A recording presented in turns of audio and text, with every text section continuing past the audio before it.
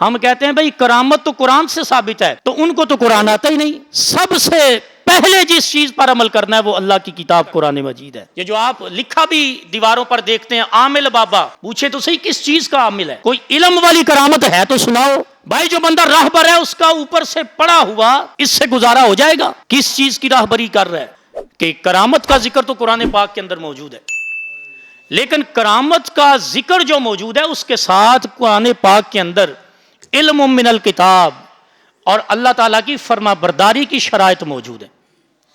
میں جس بات کی طرف آپ کی توجہ چاہتا ہوں، جب کسی صوفی کے پاس جائیں یا کسی برگزیدہ بندے کے پاس جائیں تو ہم کسی سے جب اس کا تعارف پوچھتے ہیں تو ہم کہتے ہیں ہاں جی اس کی کون سی کرامت ہے؟ تو میں پوچھتا ہوں جب ان کی کرامت سنائی جاتی ہے تو آپ ان کی کرامات میں یا ان کے تعارف میں ان کا علم کیوں نہیں بیان کرتے؟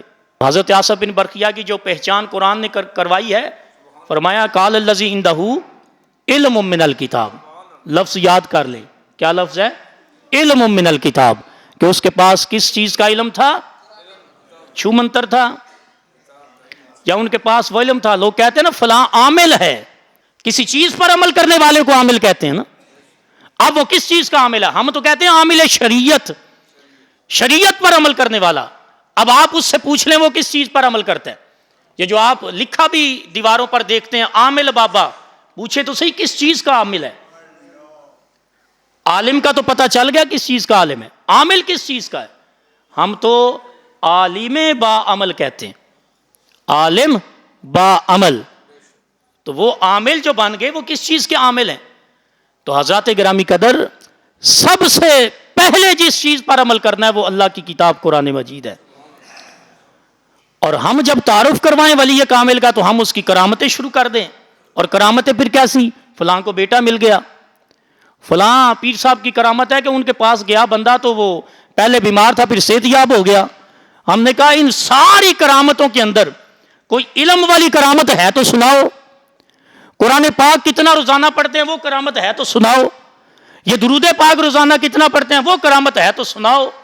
یہ نماز پڑھاتے ہیں وہ کرامت ہے تو سناؤ۔ تلاوت قرآن آتی ہے وہ کرامت ہے تو سناؤ۔ پھر دین کا کام کتنا کرتے ہیں یہ کرامت ہے تو سناؤ۔ بھائی ساری کرامتیں ہوں گی، دین کی کوئی کرامت اس کے اندر نہیں پائی جائے گی۔ اور میں یہ اس لیے آپ کے سامنے بات کر رہا ہوں، سرکار دو عالم صلی اللہ علیہ وسلم نے استقامت دکھائی ہے۔ اولیاء کاملین جو صراط مستقیم پر ہیں انہوں نے استقامت امت کے سامنے رکھی ہے، کرامات نہیں بیان کی ہیں۔ قرآن مجید اللہ نے کتاب عطا فرما دی، میرے نبی نے آگے پہنچا دی۔ اب جو بندہ اس پر راضی ہے وہ پہلے قرآن کا عامل ہوگا، پہلے اس کا علم رکھے گا۔ آپ پوچھ لیں ان سے کہ آپ کو پورا قرآن آتا ہے؟ کہتے ہیں پڑھا تھا اوپر سے ناظرہ۔ بھائی جو بندہ راہبر ہے اس کا اوپر سے پڑھا ہوا اس سے گزارا ہو جائے گا؟ کس چیز کی راہبری کر رہا ہے؟ جب اس کو صرف اوپر سے پڑھنے کا پتہ ہے تو یہ تو کام ایک عام بندہ بھی گھر میں بیٹھ کے اور کسی جگہ پر بھی بیٹھ کے ناظرہ قرآن پڑھا سکتا ہے۔ تو پھر جتنے بھی ناظرہ قرآن پڑھنے پڑھانے والے ہیں وہ سارے کے سارے ولی اللہ ہو گئے؟ اس کا قطعاً مطلب یہ نہیں ہے۔ اس کا مطلب یہ ہے کہ بندے کو شریعت مصطفیٰ کا عامل ہونا پڑے گا۔ لوگ کہتے ہیں جی ان کے پاس جاتے ہیں یہ کرامت ہے۔ مولانا آپ تو مانتے ہی نہیں۔ ہم کہتے ہیں بھائی کرامت تو قرآن سے ثابت ہے، تو ان کو تو قرآن آتا ہی نہیں۔ جہاں سے وہ کرامت کا ثبوت لیتے ہیں اس چیز کا تو ان کو پتہ ہی نہیں۔ بھائی جس چیز سے وہ اپنی کرامت کو ثابت کرتے ہیں پہلے اس کا پتہ ہونا چاہیے۔ جب اس کا پتہ ہی نہیں تو پھر ہم ان کی کرامت کیسے مانیں؟ جو قرآن کو نہیں مانتا اس کی کرامت کیسے مانیں گے؟